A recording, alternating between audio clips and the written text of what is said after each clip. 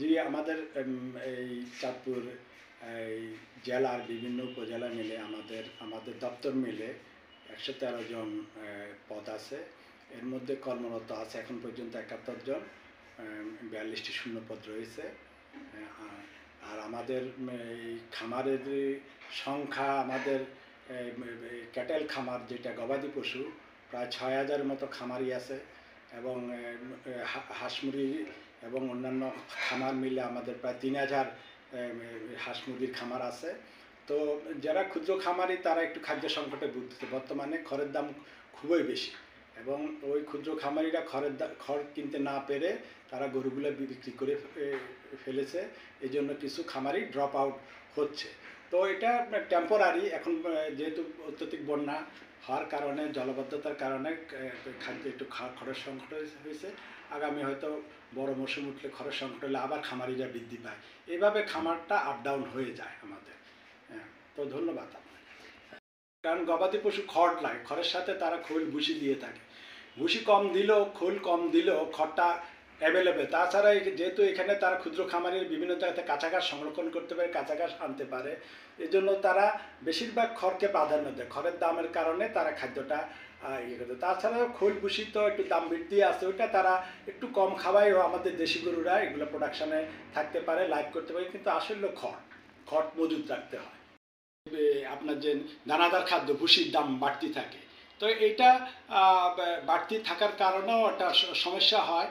তারপরও যেহেতু এখানের যারা ক্ষুদ্র খামারি, যারা বড় খামারি, তারা এগুলা মজুদ রাখে। তাদের বিভিন্ন ইন্টিগ্রেটেড প্রকল্প আছে, গরুর খামার বা অন্যান্য কিছু আছে তারা, যে কিন্তু ক্ষুদ্র খামারিরা পারতেছে না। তারা বেশিরভাগ কাঁচা ঘাস, সিজনাল যে কনভেনশনাল যেগুলো ইয়ে আছে আমাদের, দেখেন না, তরকারি বিভিন্ন খোসা টোসা এগুলো খাওয়াইয়া ২-১টা গরু পালতে পারে।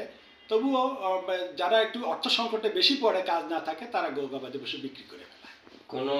আসলে আমাদের হাসপাতালের প্রধান যে ট্রিটমেন্ট বা সেবা দেয় ভেটেরিনারি সার্জন, আর আমাদের উপজেলা লাইভস্টক অফিসের প্রশাসনিক কর্মকর্তা, উনি সবসময় ব্যস্ত থাকে মিটিংয়ে, বিভিন্ন কারণে ফিল্ডে যেতে হয়, তদারকি করতে হয়। তো খামারিরা ডিউ টাইমে যদি ভেটেরিনারি সার্জনের একটু বিরক্ত হয়, তারপর বিরক্ত হওয়ার মাঝেও আমাদের যে প্যারাভেট আছে, প্যারাভেটরা আমাদেরকে সহযোগিতা করে এবং তাদেরকে ওষুধপত্র দিয়ে থাকে, সাজেশান দিয়ে থাকে।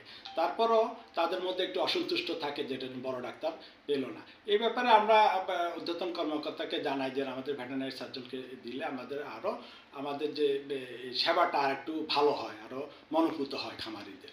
তো এটার জন্য আমরা ঊর্ধ্বতন কর্মকর্তা সবসময় অবগত করে আসছি।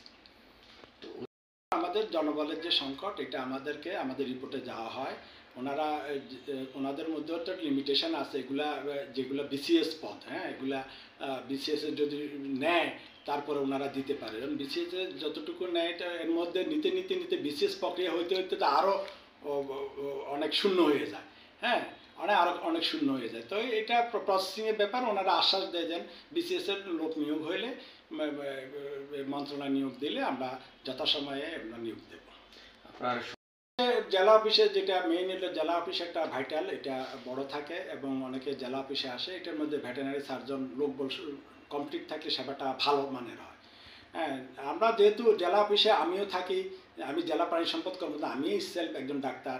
হ্যাঁ, আমাদের একজন এই ইয়েও থাকে, ডিডি এআই কৃত্রিম প্রজনন, উনিও ডাক্তার। তো ওনারা কোনো কারণে যদি জেলা অফিসে ডাক্তার না পায়, আমরা কোনোভাবে এটারে সমাধান করি এবং তারা সমাধানটা পায়। তবে তারা যে জায়গায় আসে ওই জায়গায় পাইলে তাদের ভালো হয়। তারা আবার ঘুরে আসতে হয়, তাদের অনেক সময় নষ্ট হয়, খুঁজতে হয়। হ্যাঁ, অনেক সময় খুঁজেও পায় না। তো একটা বিরক্ত হলেও আলটিমেটলি লেট হলেও সেবাটা আমরা দেওয়ার চেষ্টা করি, যেটা ভাইটাল এরিয়া।